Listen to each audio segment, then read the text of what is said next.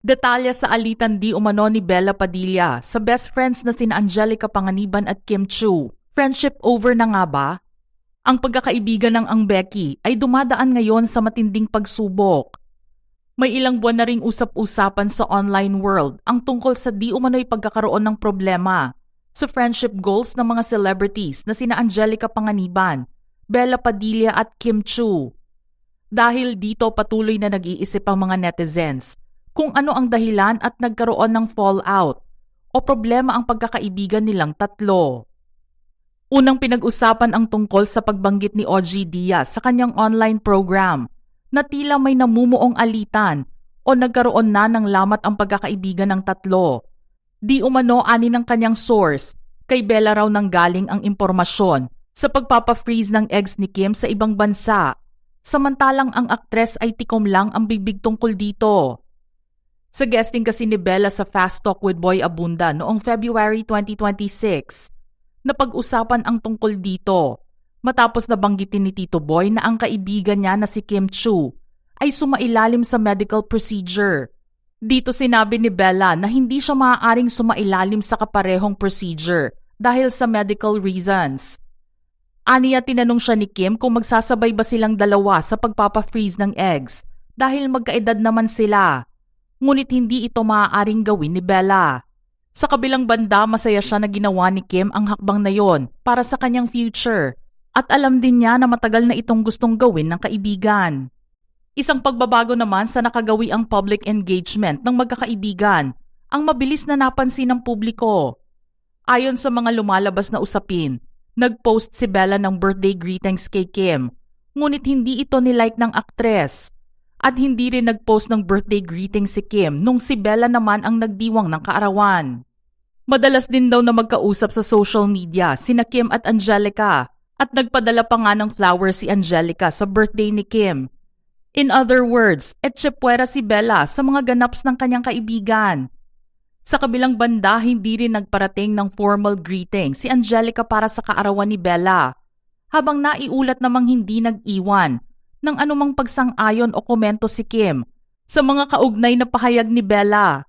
Ito ang mga detalyeng itinuturing ng mga fans na kakaiba batay sa kanilang relasyon na nakikita noon pa man ng maraming tao. Muli ring nag-viral ang isang video ni Bella na kuha noong March 2026 kung saan napag-usapan nila ng movie co-star niya na si Carlo Aquino ang tungkol sa masakit na realidad ng friendship breakup. Aniya ayaw niyang makarinig ng tungkol sa mga kaibigan na nasisira ang relasyon dahil sa dami ng masasakit na sinabi. Sa isang punto raw kasi ng buhay ng isang tao, naging matalik na kaibigan ninyo ang isa't isa at walang higit na mas nakakakilala sa inyo kundi ang isa't isa. Napag-isip-isip din ni Bella kung gaano kasakit sa damdamin kapag umabot sa breaking point ang isang friendship. Why did you get to a point na magsasalita kayo ng ganyan? Magkakasakitan kayo. Mamimili pa yung mga barkada nyo between the two of you, when at one point you were each other's number one fans. Kaya ang payo niya sa magkakaibigan na dumadaan sa parehong sitwasyon, let go while you still can. You can't expect people to stay in your life forever talaga. Some people are just chapters, and that's okay. Ikaw yung main character ng book mo eh. Ikaw lang yung mag-i-stay in the end. Ngunit hindi pa doon nagtatapos ang pagdududa ng netizens sa relasyon ng tatlo na tila nasira na. Sa gitna kasi ng patuloy na mga talakayan sa social media, nagbahagi muli si Bella ng isang quote sa kanyang IG story na tumatalakay sa kahalagahan ng personal space at katahimikan. Aniya, what looks like absence is sometimes just a person loving you in a foreign language. I'm not pulling away, or that the silence is a message you need to decode.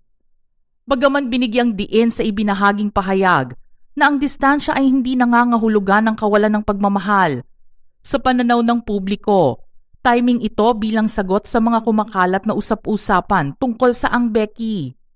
Lalo pang naging halata ang kawalan ni Bella sa Ang Becky dahil sa ilang mga pagtitipon at galawan nila sa social media. Bagaman dumalo si Bella sa pagtitipon ni Kim noong Chinese New Year habang wala si Angelica, ang mga kasunod na pagkikita at palitan ng mensahe online ay higit na nagtampok sa ugnayan ni Kim at Angelica lamang. Sa ginanap na intimate birthday dinner para kay Kim, kapansin-pansing wala si Bella. Hindi man nakadalo si Angelica dahil sa biyahe ng pamilya. Nagpaabot naman ito ng regalo. Sa isang camera dump post kamakailan ni Angelica sa Instagram, nag-iwan si Kim ng isang komento na mainit ding tinugunan ni Angelica. Ngunit hindi kasama si Bella sa naturang palitan o maging sa pagkatag sa post. Isa ang Becky sa tinitingalang friendship goal sa showbiz. Nagsimula lang sa isang party kung saan present si Angelica at nag-gate crash lamang sina Bella at Kim. Ang simpleng kwentuhan ay nauwi sa mabilis na pagpapalagayang loob at pagiging komportable lang tatlo sa kabila ng magkakaibang personalidad. Maikling panahon ng pagkakakilala at dahil sa pagkakapareho ng kanilang sense of humor at pagkakaroon ng mga malalalim na usapan. Opposites attract, ika nga nila. Kaya naman sa paglipas ng panahon, ang respeto sa isa't isa ang naging pinakamatibay na pundasyon ng kanilang matagal na samahan. Bilang simbolo ng kanilang matibay na samahan, nagpalagay pa ang tatlo ng matching tattoos. Nagbahagi si Kim ng mga litrato online at ipinahayag na kahit hindi sila madalas magkasama, palagi silang magdadamayan at magsusuportahan.